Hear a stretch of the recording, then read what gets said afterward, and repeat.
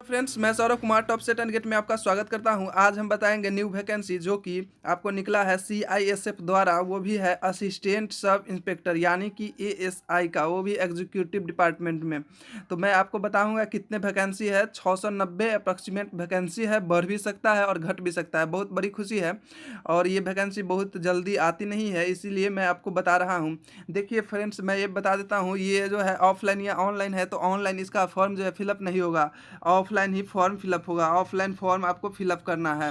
जी हाँ, ऑफलाइन ही form fill up करना है। मैं इसका बता देता हूँ कि फॉर्मेट किस तरह का रहेगा, वो भी कहाँ से मिलेगा। तो फ्रेंड्स, इसको मिलेगा कहाँ से, तो ये मिलेगा आपको नज़दीकी के कहीं पर ये दुकान होगा, वहाँ पर से आप ले सकते हैं। फॉर्म के दुकान होता है ऑफलाइन का, वहाँ से आप ले सकते हैं। ऑनलाइन इसका फॉर्म नहीं फिलअप किया जाएगा। मैं एक बार बता देता हूँ किस तरह का रहेगा। देखिए, ये इस तरह का रहेगा, आपका फॉर्मेट है। और इसके हम विस्तार से आपको बता देते हैं कि जो क्या क्या चीज़ इसमें लगेंगे और पूरा चीज़ कितना वैकेंसी कब तक है, ये सब मैं आपको बता देता हूँ। तो मैं शुरू के पेज पर आपको अब ले चलता हूँ। देखिए फ्रेंड्स, यही है, मैं आपको दिखा देता हूँ। देखिए, ये निर्देशालय डिपार्टमेंट ऑफ जनरल केंद्रीय औद्योगिक सुरक्षा यानी कि CISF central industrial security force की तरफ से गृह मंत्रालय का जो है वो निकाला गया है वैकेंसी। और डेट यहाँ देखिए 31/12 से ही फॉर्म फिलअप हो रहा है, यानी कि कहिए तो नया साल से ही स्टार्ट हो गया है फॉर्म फिलअप होने का। और जिसका यह देखिए नंबर ऑफ दिया हुआ है, ये नंबर के द्वारा इसका निकाला गया है। देखिए, all selected ISG included NISA all zonal plan, यही देखिए पूरा है, ऑल यूनिट कमांडर के लिए है। और देखिए यहाँ पे लिखा हुआ है recruitment for assistant sub inspector executive through LDCE for the year 2020 notification registered. देखिए, ये निकाला गया है और लास्ट डेट इसमें बताया नहीं गया है। और लास्ट डेट जो रहेगा वो मैं आपको बता देता हूँ, 12 फरवरी तक इसका जो है फॉर्म फिलअप होगा। फ्रेंड्स, 12 फरवरी तक होगा। मैं आपको ये top set and gate channel के जरिए ये आपको नोटिफिकेशन बता रहा हूँ। तो आप लोग इसी तरह के वीडियो देखने के लिए मेरे चैनल को सब्सक्राइब करके जुड़े रहे। तो चलिए आप आगे और बात कर लेते हैं। देखिए, कितने वैकेंसी कहाँ कहाँ है ये पहले आप लोग जान लीजिए, ये जानना बहुत ज़रूरी है। तो देखिए, पहले जो है 690 वैकेंसी है। टोटल कितने वैकेंसी है, तो 690 वैकेंसी यहाँ पे निकल के आया है। 690 वैकेंसीज है यहाँ पे निकला हुआ। देखिए किस में कितना है, तो यूआर की बात करें तो यूआर में क्या है, 536 वैकेंसी निकला है। और एससी की बात करें तो एससी में 103 है। और एसटी में जो है 51 वैकेंसी है। देखिए फ्रेंड्स, यहाँ ओबीसी और ये होता है ईबीसी नहीं, इसमें सेंट्रल का ईबीसी नहीं होता, ओबीसी जो होता है, और ईडब्ल्यूएस, इसका जो है यहाँ पे पोस्ट नहीं निकला है। तो उन लोगों को क्या होगा, जिनका ये जो ओबीसी से आते होंगे, तो उनको क्या होगा, आप फॉर्म फिलअप कर सकते हैं, लेकिन उनको क्या होगा, यूआर में काउंट किया जाएगा, यूआर में आपको गिना जाएगा। और देख लीजिए, और मैं इसके बात कर लेता हूँ। तो यही है, of assistant sub inspector executive in CISF department में आपको जो होगा वो जॉब लगेगा। देखिए फ्रेंड्स, पहले ये बात जान लेना ज़रूरी है कि ये और क्या क्या इसके लिए ज़रूरी एलिजिबिलिटी क्या है, ये सब मैं आपको पहले बता देता हूँ। देखिए, थोड़ा आगे मैं बढ़ता हूँ। तो यहाँ पे देखिए NX3 में क्या दिया हुआ है, यहाँ पे बताया गया है कि जो जोनल टाइप से जो सब है, जोनल है सो, और एप्लीकेशन रिसीव DISG जो हाँ रिसीव किया जाएगा, ये सब है इस जोनों को वाले को यहाँ पे किया जाएगा, ये सब यहाँ पे बताया गया है। और आगे देख लेते हैं, यहाँ पर भी यही सब बताया गया है। और देख लीजिए, और मैं एक बार बता देता हूँ आपको कि कितना क्वालिफ़िकेशन क्या है। तो क्वालिफ़िकेशन की बात करूँ तो क्वालिफ़िकेशन जो है आपका ग्रेजुएशन रहेगा। ग्रेजुएशन जो होगा वही लोग कैंडिडेट भर सकेंगे। ग्रेजुएट कैंडिडेट या हो, जो भी अति किए हो, बीए हो, हिस्ट्री वगैरह जो भी से हो, या बीएससी किए हो, बीकॉम किए हो, ये सभी यहाँ पे ग्रेजुएशन डिग्री होना चाहिए, वही आप फिलअप कर सकते हैं। तो चलिए अब आगे बात कर लेते हैं और कि क्या क्या सब चीज़ होंगे यहाँ पे। तो मोस्ट इम्पोर्टेंट जो बात है कि जो ये है कि जो किन किन को यहाँ पे फॉर्म फिलअप ये करना है, ये बात पहले आप लोग समझ लीजिए। सभी को ये फॉर्म जो है फिलअप नहीं करना है, ओनली उसी को करना है जो पहले से डिपार्टमेंटल, ये देखिए ये वैकेंसी कोई नॉर्मल नहीं है, ये डिपार्टमेंटल जो वैकेंसी है वो है, यानी कि जो पहले से जो है कांस्टेबल के पद पर जीडी के, या कांस्टेबल और हेड कांस्टेबल ट्रेड्समैन में भी जो होंगे, कांस्टेबल में कांस्टेबल ट्रेड्समैन हो, कांस्टेबल जीडी हो, उन सभी के लिए ये फॉर्म है। ये सभी के लिए नहीं है, नॉर्मल कैंडिडेट जो है इन सब के लिए नहीं है, फ्रेशर नहीं है ये सिर्फ उन्हीं को है जो यहाँ पे पहले से सर्विस दे चुके हैं। यानी कि उन लोग जो हेड कांस्टेबल के जीडी के पोस्ट पर हो, कांस्टेबल जीडी के पोस्ट पर हो, कांस्टेबल ट्रेड्समैन के भी पोस्ट पर जो होंगे वो इनको फॉर्म फिलअप कर सकते हैं, एएसआई के लिए फॉर्म फिलअप ये कर सकते हैं, बाकी कोई नहीं कर सकता है। और इसके बारे में जान लेते हैं इसके लिए क्या क्या क्राइटेरिया रहने वाला है। तो देखिए पहले तो इसमें क्या है कि 5 साल का आप सर्विस देना वहाँ ज़रूरी है। यानी कि अगर आपने 2018 में ज्वाइन किए होंगे या 2017 में ज्वाइन किए होंगे, कुछ कैंडिडेट होंगे जो एसएससी जीडी में जो कि पिछला वैकेंसी था उसमें ज्वाइन किए होंगे, तो वो सबको यहाँ पे भरना नहीं पड़ेगा, वो उन लोगों को नहीं भरना है। भरना किसे है? जो 5 साल पहले सर्विस दिए होंगे। यानी कि अभी अगर 2020 से अगर लिया जाए बात, तो 2020 से यानी कि 2015 में से पहले जिन लोगों का रिक्रूटमेंट में बहाली हुआ होगा 2015 में, वही लोग यहाँ, उन्हीं लोगों का यहाँ 2020 तक क्लियर होता है 5 साल। और 2015 से पहले जितने भी कैंडिडेट रहे होंगे जो कि कांस्टेबल जीडी या कांस्टेबल ट्रेड्समैन के पोस्ट पर कार्यरत रहे होंगे, वही लोग यहाँ पे फॉर्म फिलअप कर सकते हैं, बाकी कोई यहाँ पे फॉर्म फिलअप नहीं कर सकते हैं। और इसके बारे में जान लेते हैं, और इसमें एग्ज़ाम कैसे क्या लिया जाएगा उसके बारे में भी अब हम जान लेते हैं। तो चलिए थोड़ा हम आगे बढ़ते हैं। देखिए क्या क्या चीज़ होगा, कैसे क्या लिखा जाएगा। देखिए the other eligibility condition for appearing in a foresaid competitive examination will be as under. देखिए सर्विस पहले क्या होगा, सर्विस एलिजिबिलिटी आपका क्या होगा ये देख लीजिए। Candidate should have complete 5 year of regular service including basic training in the grade of 5 year combined regular service as constable GD, head constable GD and constable TM as the 1/8/2020 1/8/2020 से तक आपको इस 5 साल पूरा गया रहना चाहिए, तभी आप फॉर्म फिलअप जो है ये कर सकते हैं। एज मैंशन एट पारा 2 लेवल, मैंने आपको ऊपर ही बता दिया था कि 2020 से लिया जाएगा, और यानी कि 2015 में जिन लोगों का कैंडिडेट किए होंगे ज्वाइन, वो सब यहाँ पे फॉर्म फिलअप कर सकते हैं। अब देख लेते हैं अपर एज लिमिट के बारे में। तो 35 year age 1/8/2020, that is he she must have been born not earlier than 2/8/1985 जो है। रिलैक्सेशन 5 ईयर का रहेंगे SC ST कैंडिडेट के लिए, और no age relaxation is applicable, और OPC कैंडिडेट के लिए कोई एज का रिलैक्सेशन यहाँ पे नहीं रखा गया है। और देख लेते हैं और आगे क्या क्या चीज़ बताया गया है। देखिए आपको सी में क्या बताया गया है, का बताया गया है कि graduation for any recognised university. मैंने जो बताया है कि ग्रेजुएशन यहाँ पे जो है आपको अनिवार्य है, कोई भी ग्रेजुएशन की डिग्री आपको होनी चाहिए, वही आप फॉर्म फिलअप कर सकते हैं, नहीं तो आप नहीं कर सकते हैं। फ्रेंड्स होता क्या है, बहुत सारे कांस्टेबल ऐसे होते हैं जो ज्वाइन करने के बाद ग्रेजुएशन तक भी नहीं कर पाए रहते हैं, तो उन लोगों को यहाँ पे है वो फॉर्म फिलअप नहीं कर सकते हैं। जो कंप्लीट किए होंगे ग्रेजुएशन वही यहाँ पे फॉर्म फिलअप कर सकते हैं। उसके बाद एक तीसरा चीज़ आपको देखा जाएगा, वो है क्लीन रिकॉर्ड। यानी कि आपने जो 5 साल की ड्यूटी किया है, यानी कि अब जब तक आप ज्वाइनिंग किए हैं अभी तक आपने क्या क्या आपका का क्लीन रिकॉर्ड है, कोई गलत तो आपको क्लेम तो नहीं लगाया गया अफसर द्वारा, SI वगैरह द्वारा। तो ये चीज़ जो है आपको किस तरह से वहाँ काम की, किस तरह को आपको गुड दिया गया है या बैड दिया गया है सर्विस में आपको, ये चीज़ के लिए क्लीन रिकॉर्ड जो है आपको ये ज़रूरी है। The candidate must have been और above good ACRS for list 5 year and should have unblemished service record till the issue of offer of appointment. देखिए यही चीज़ आपको क्लीन रिकॉर्ड होना चाहिए यहाँ पे आपको जो ड्यूटी किए हैं उसमें। आगे देख लेते हैं आगे और आपको क्या क्या चीज़ की ज़रूरत है।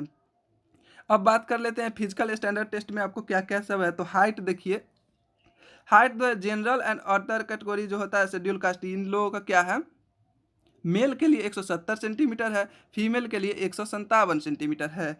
वही candidate Fehling in category of, देखिए ये जगह से जो आते होंगे, इतना पढ़ना लेट हो जाएगा, जल्दी नहीं, ये समय ज़्यादा लॉन्ग वीडियो हो जाएगा, तो मैं बता देता हूँ। इन सभी के लिए 165 सेंटीमीटर है, और ये फीमेल के लिए 155 सेंटीमीटर रखा गया है। For candidate belonging on schedule tribe caste, इस शेड्यूल कास्ट ट्राइब से यानी ST से जो होंगे उनको जो है मेल के लिए 162.5 सेंटीमीटर रखा गया है, और इनको 154 सेंटीमीटर रखा गया है। और आगे देख लेते हैं, और आगे क्या क्या आपको बताया गया है। देखिए for candidate filling in the category of Gorkha and schedule tribe और नॉर्थ ईस्ट स्टेट, इन स्टेट के वालों के लिए 157 सेंटीमीटर रखा गया है। देखिए यहाँ पे लड़की के लिए क्लियर नहीं लग रहा है, तो मैं यह नहीं बता पाऊँगा। देखिए यार, चेस्ट की बात कर ले तो ओनली मेल के लिए चेस्ट होता है, गर्ल के लिए तो नहीं होता है।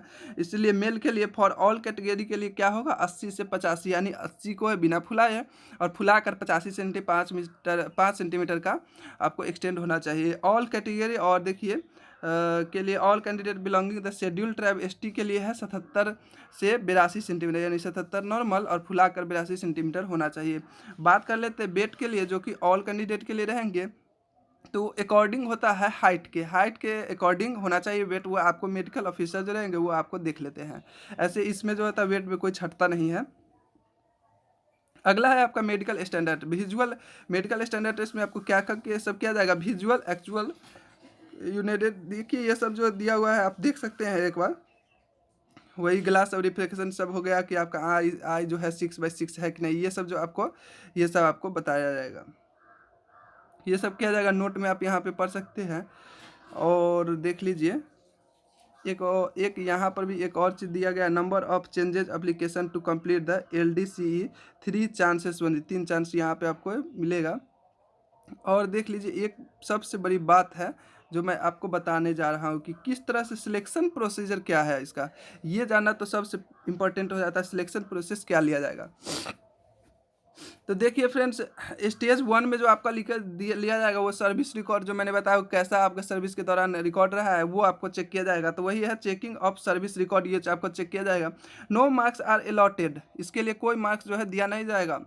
However it should be insured that candidate must have good और एबव गुड, मतलब गुड आपने किया या एबव गुड है, ये सब चीज़ आपको देखा जाएगा। ACRS for the last 5 year and unblemished service record till issue of offer of appointment, ये है। और स्टेज सेकेंड में आपको उसके बाद जो है स्टेज 1 के बाद स्टेज 2 लिया जाएगा, जिसमें आपको रिटन एग्जाम लिया जाएगा। तो रिटन एग्जाम में देख लीजिए क्या होगा, वो OMR बेस्ड ही एग्जाम दिया जाएगा, जिसमें जो कि 200 मार्क्स का रहेगा। और समय जो आपको दिया जाएगा यही है, समय जो है आपको कितना दिया जाएगा, 3.5 घंटा यहाँ पे दिया जाएगा, जो कि आपके लिए बहुत समय है। समय के लिए तो कोई पाबंदी है नहीं, बहुत समय है। और देख लेते हैं कौन कौन सब्जेक्ट से आपको कितने प्रश्न पूछे जाएंगे, ये सब देख लेते हैं। 3.5 घंटा का जो टाइम रहेगा उसमें क्या क्या सब आपको पूछे जाएंगे, ये आप देख लेते हैं।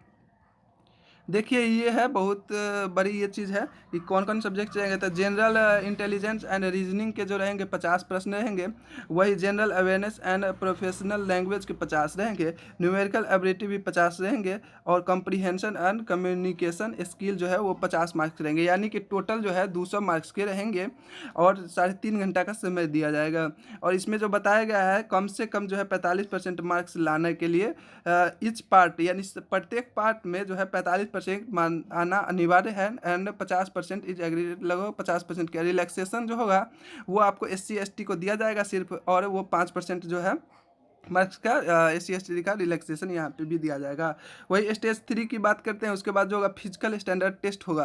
तो फिजिकल स्टैंडर्ड टेस्ट में देखिए बताया गया है कि एज मेंशन इन पैरा 6 के तहत एवं number candidate who has been appointed in lower rank on compassionate grounded after availing relaxation in standard और मेंशनड इन पैरा 6, ये जो बताया गया है। और आगे देख लेते हैं स्टेज 4 के बारे में।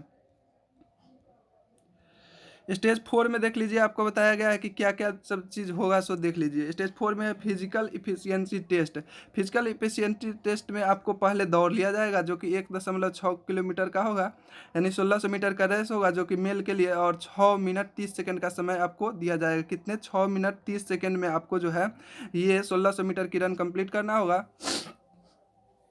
वही फीमेल के लिए जो है 800 मीटर की रन होगा और 4 मिनट का समय दिया जाएगा।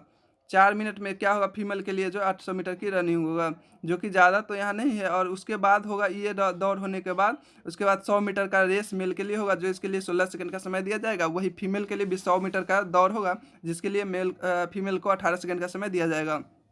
उसके बाद क्या करा जाएगा, हाई जंप कराया जाएगा, जो कि 3.9 फीट जो होगा मेल के लिए रहेंगे और 3 चांस में रहेंगे। ये है एटलीस्ट है, ऊपर तक नहीं, यानी इसमें क्वालिफाई करना, इस सब का नंबर कुछ जुड़ता नहीं है, इसलिए इतना तो आना ही चाहिए, इतना कूद जाना होगा। वही फीमेल के लिए हाई जंप जो होगा वो 3 फीट रहेगा और 3 चांस में इसको भी कंप्लीट करना होगा। लॉन्ग जंप जो होगा 12 फीट का होगा, 3 चांस इसको में भी मिलेगा। वही लॉन्ग जंप के लिए फीमेल के लिए बात करें तो 9 फीट रहेगा और 3 चांस में इसको भी करना होगा। और मेल के लिए ओनली रहेगा शॉर्ट पुट, गोला फेंक जिसे कहा जाता है, वो 16 LPS का रहेगा और 14.8 फीट इन 3 चांस में इससे ऊपर फेंक देना होगा, 14.8 फीट से ऊपर फेंक देना होगा मेल के लिए। और ये फीमेल के लिए जो होता है शॉर्ट पुट नहीं होगा। और आगे देख लेते हैं, कुछ और इंपॉर्टेंट बातें होंगे तो और मैं आपको डिस्कस कर लूँगा। और देख लीजिए स्टेज 5 जो होगा वो डिटेल मेडिकल एग्जामिनेशन जो होगा वो आपको कराया जाएगा, वो होगा आपको जो होगा सो देख लीजिए। अब और आगे देख लेते हैं, और आगे कुछ जो और फाइनल सिलेक्शन की बात कर लेते हैं। फाइनल सिलेक्शन किस तरह से होगा, तो फाइनल सिलेक्शन में देखिए, name of candidate will be placed in the merit list subject to the provision that candidate belonging the general category has been secure minimum 50% eligible marks, that is 100 marks out of total 200 marks. कहा गया है यहाँ पे कि final selection में कम से कम जो होगा 50% जो जनरल कैटेगरी के होंगे, यानी कि 200 मार्क्स में से 100 नंबर लाएंगे तो उनका सिलेक्शन जो होगा वो हो जाएगा। वही SC ST कैटेगरी के लिए 45% मार्क्स मिनिमम हो गया, 90 मार्क्स रहेंगे तो उनका भी हो जाएगा। वही final selection of candidates will be made according the availability of vacancy and subject their belonging, declare a fit in detailed medical examination or review medical examination as the case may be। यही बताया गया है। और last date और application का जो यहाँ पर बताया गया है। फ्रेंड्स, मैंने जो ऊपर बता दिया था लास्ट डेट, वो लास्ट डेट नहीं है, मुझे गलती से हो गया, बोला गया था, वो 5/2 तक है, यानी कि 5 फरवरी तक ही आपका लास्ट डेट रहेगा। 5 फरवरी तक आपको लास्ट डेट है। उससे पहले जो है फ्रेंड्स आपको फॉर्म जो है वो फिलअप कर लेना है उससे। और देखिए, इतना ऑफलाइन है तो आप जितना जल्दी कीजिएगा और स्पीड पोस्ट कर दीजिएगा। स्पीड पोस्ट करने से आपको 1 से 2 दिन में आपका फॉर्म जो होगा वो आपको जो जहाँ जाना है वहाँ तक आपको पहुँच जाएगा। आपको भेजना कहाँ रहेगा वो भी मैं आपको बता देता हूँ। फॉर्म कहाँ आपको किस पते पर भेजना है वो आपको मैं बता देता हूँ। देखिए, मैं शुरू के पेज पर भी ये बताया गया है कहाँ आपको भेजना है।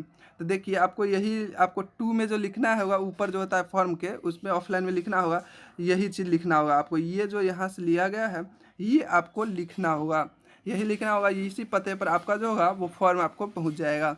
तो फ्रेंड्स, आज का वीडियो यहीं पर समाप्त करते हैं। इससे संबंधित और कोई क्वेश्चन होंगे तो आप जो है आप मुझे कमेंट कीजिएगा, मैं आपको कमेंट के ज़रिए आपको आंसर दे दूँगा। तो तब तक के लिए धन्यवाद।